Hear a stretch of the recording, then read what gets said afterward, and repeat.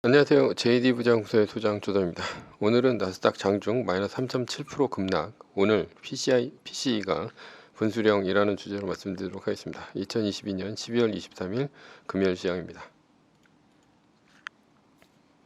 유튜브 멤버십에서는 최근 JD부장구소 투자 현황에 대해서 알 수 있습니다. 관심 있으신 분들은 동영상 아래 댓글 링크를 참조해 주시기 바랍니다.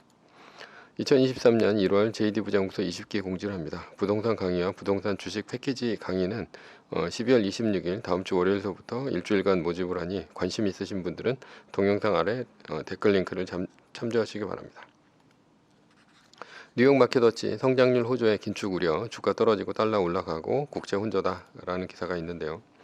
어제는 나스닥이 2.18%, S&P 500 지수는 1.45%, 다우존스 지수는 1.05% 밀리면서 3대 지수 모두 이틀 반등 후 급락했습니다. 메인 이슈입니다. 나스닥 장중 마이너스 3.7% 급락, 오늘 PCE가 분수령. 어제는 그제의 반등에 찬물기 안고 나스닥이 급락했죠. 어제는 실업률 지표가 너무 좋게 나오는 바람에 나스닥이 급락했습니다. 전망치가 22만 명이었는데 21만 6천 명이 나오면서 아직도 실업률 지표는 미국이 아직도 강하구나 하면서 떨어졌죠. 연준이 이젠 CPI가 아무리 잘 나와도 신경 쓰지 않지만 실업률은 신경 쓴다고 했습니다. 실업률이 오르면 임금이 오르고 임금이 오르면 인플레이션을 잡기 힘들기 때문이죠. 케인즈가 모든 상품은 시장의 가격대로 움직인다고 했습니다. 예를 들어 불황이면 상품 가격이 떨어지고 호황이면 상품 가격을 올리는 것이 보통이죠. 그런데 예외인 것이 있습니다. 이것이 바로 임금입니다. 아무리 불황이라고 하더라도 한번 올린 임금은 깎는 경우가 거의 없습니다. 그러니 인플레이션을 잡으려면 해고를 하는 것이 최선입니다. 이에 관해서는 미국의 해고 환경이 세계에서 가장 좋습니다. 그래서 미국은 기업이 어려워지면 바로 해고를 하고 해고를 하면 고정비용이 줄어 주가가 올라가죠. 그래서 연준이 눈여겨보는 것이 바로 실업에 관한 지표인데요. 실업이 줄지 않으니 연준의 금리를 내릴 명분이 없다는 것입니다. 그래서 연준의 긴축 우려로 나스닥이 주가가 빠졌죠. 나머지 지표는 어제 얘기했듯이 좋게 나오면 경기 침체로 가지 않아 좋다고 했습니다.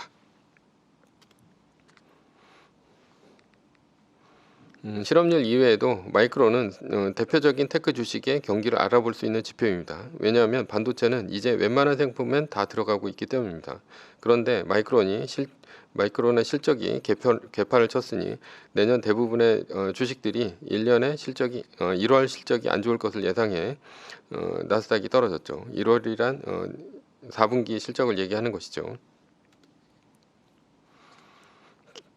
그리고 테슬라는 그동안 명품 이미지를 갖고 있었는데 가격 할인을 한다니 얼마나 차가 안 팔리면 할인을 할까라는 걱정에 9% 추가 하락했습니다. 서브 이슈에서는 애플 이외에 주식 리밸런싱을 어떻게 해야 하는지 알아보도록 하겠습니다.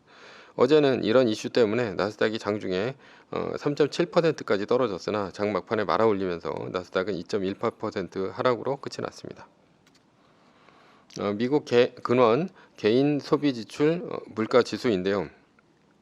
이것이 이제 PCE죠.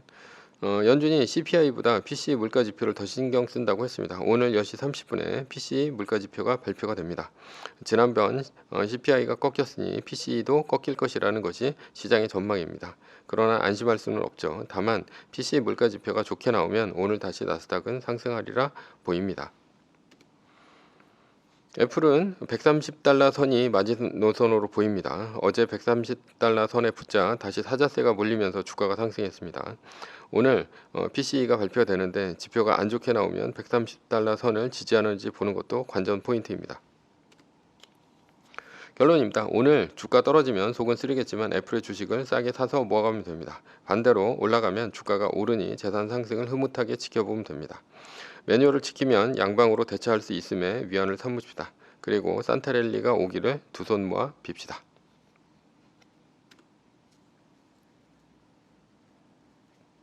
서브 이슈입니다. 세계 1등 주식 이외의 주식은 리밸런싱만 하자. 매뉴얼은 세계 1등 주식을 위한 것입니다. 다만 애플 현재 세계 1등이죠. 주식 이외의 주식을 투자자들이 많이 투자를 하고 있죠. 단기 투자야 매뉴얼이 필요가 없습니다. 그렇지만 장기 투자라면 문제가 됩니다. 2022년 12월 23일 현재 로블록스는 26.43달러이고요. 고점 대비 약 80% 하락했습니다. 메타는 117.12달러이고 고점 대비 약 65% 하락했고요. 코인베이스는 34.59달러로 고점 대비 약 90% 하락했습니다. 스냅은 8.68달러로 고점 대비 약 90% 하락했습니다. 전 저점은 90%보다 더 하락할 수도 있었죠. 비교적 우량한 테크주들도 50% 넘게 빠졌습니다. 빅테크 주식들도 예외는 아니죠. 테슬라가 125.35달러로 고점 대비 약 70% 하락했고요. 구글도 87.76달러로 고점 대비 약 40% 하락했고, 아마존도 83.79달러로 고점 대비 약 50% 하락했습니다. 이러고 보면 애플은 132.23달러로 고점 대비 약 25% 하락했으니 선방했다고 볼 수 있습니다. 세계 1등 주식은 위기에 빛난다는 것을 알 수 있죠. 나스닥도 무려 33% 빠졌습니다. 그러니 세계 1등 주식은 지수도 이겼습니다. 매뉴얼은 원칙적으로 세계 1등을 위한 것입니다. 매뉴얼의 위기에 비율대로 손절하고 떨어졌을 때 주식 수를 모아가는 것이 핵심입니다. 그런데 세계 1등이 아닌 주식에 매뉴얼을 대입하면 물타기가 되기 때문이죠. 그렇다면 왜 세계 1등은 매뉴얼을 적용할 수 있겠는가라는 것이죠. 왜냐하면 세계 1등은 망하지 않기 때문입니다. 세계 1등이 끝없이 떨어지면 2등과 순위가 바뀝니다. 그러면 새로 세계 1등이 된 주식으로 갈아타면 됩니다. 만약 세계 1등의 순위가 바뀌지 않으면서 지속적으로 떨어지면 어차피 세계 주식시장은 망한 것입니다. 따라서 세계 1등은 매뉴얼을 적용해 떨어질 때도 지속적으로 주식수를 모아갈 수 있습니다. 세계 1등 주식에 매뉴얼을 적용시키는 것은 이러한 생각이 근간에 깔려 있는 것입니다. 그럼에도 불구하고 세계 1등 이외의 주식을 장기 투자해야 한다면 어떻게 해야 합니까? 나스닥 마이너스 3% 룰을 지키지 않고 리밸런싱만 하면 됩니다. 마이너스 3% 룰은 나스닥 마이너스 3%가 떴을 때 비율대로 팔고 2.5% 떨어질 때마다 10%씩 또는 5% 떨어질 때마다 10%씩 사는 것이 핵심입니다. 그것이 말뚝박기죠. 그러나 지금처럼 50% 이상 떨어졌을 때는 나스닥 마이너스 3% 룰을 지켜 말뚝박기를 했다면 이미 100% 주식을 샀을 것입니다. 50% 이상 떨어졌으니까요. 그럼에도 불구하고 더 떨어지게 된다면 멘붕이 오게 됩니다. 만약 또 90%까지 빠졌다. 고점 대비. 그러면 완전한 멘붕이 오겠죠. 세계 1등은 50% 이상 빠지지 않는다는 것이 기본 전제가 있어 말뚝박기를 할 수 있었던 것이죠. 그러니 세계 1등 주식 이외에 매뉴얼을 적용하면 마이너스 3%를 지키지 말고 리밸런싱만 하면 됩니다. 리밸런싱은 5% 떨어질 때마다 10%씩 팔고 V자 반등으로 바닥에서 10% 오르면 100% 사는 것입니다. 물론 세계 1등의 리밸런싱은 2.5% 떨어질 때마다 10%씩 팔고 5% 오르면 삽니다. 그런데 세계 1등 주식은 이외의 주식은 변동성이 세계 1등보다 훨씬 크죠. 그러니까 5%를 보는 것이 맞습니다.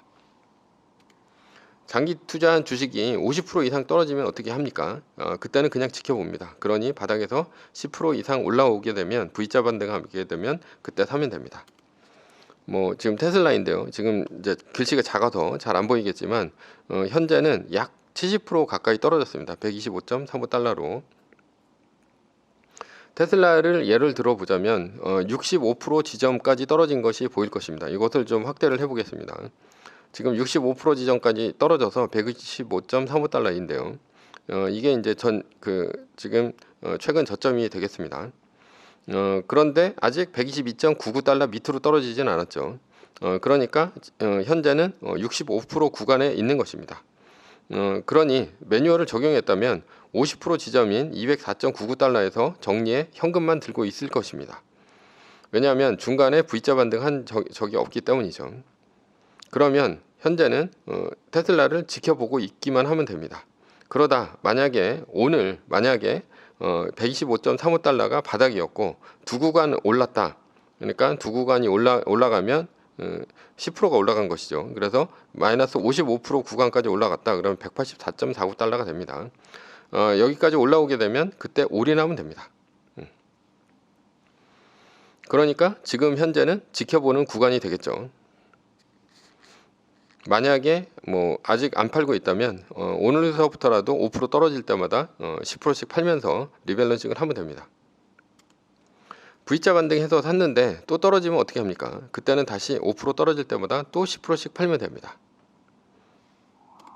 매뉴얼을 적용했는데 지속적으로 한국의 조선주 그리고 자동차 주식처럼 10년간 내리 떨어지면 어떻게 합니까?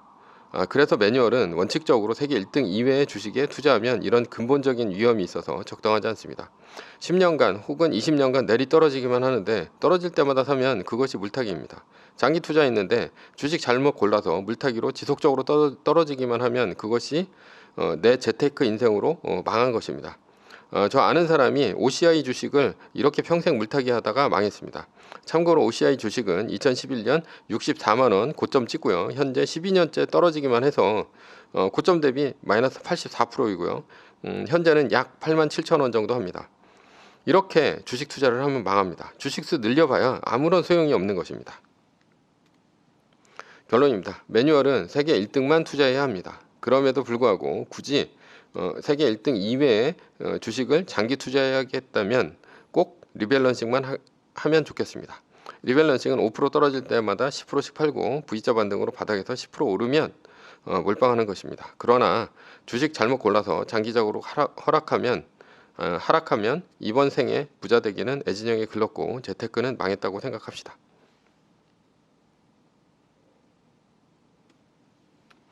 매뉴얼입니다. 세계 1등 주식은 전고점 대비 2.5% 떨어질 때마다 10%씩 팔면서 리밸런싱을 하다가 나스닥 마이너스 3%가 뜨면 말뚝을 박는 것입니다. 그러다 반등이 시작되면 V자 반등 리밸런싱을 하면 됩니다. 자세한 내용은 JD 부자연구소 다음 카페를 참조하시거나 동영상 밑에 리밸런싱 말뚝박기 댓글 링크를 참조하시기 바랍니다. 전제는 세계 1등 주식은 우상향합니다. 매뉴얼을 지키며 세계 1등에 투자하면 매년 25%의 복리로 10년간 10배, 20년간 100배로 재산을 불릴 수도 있습니다. 위의 상황은 매뉴얼일 뿐입니다. 따를 사람은 따르고 참고할 사람은 참고하시면 됩니다. 주식을 사고 파는 것에 대한 모든 책임과 이득은 본인에게 있습니다. 매뉴얼을 지키려면 머리를 쓰지 말고 머리를 쓰려면 매뉴얼을 지키지 맙시다. 오늘은 나스닥 장중 마이너스 3.7% 급락, 오늘 PCE가 분수령이라는 주제로 말씀드렸습니다. 지금까지 JD 부자연구소의 소장 조던이었고요. 컨텐츠가 좋았다면 구독, 좋아요, 알람 설정 부탁드립니다. 지금까지 들어주셔서 감사합니다.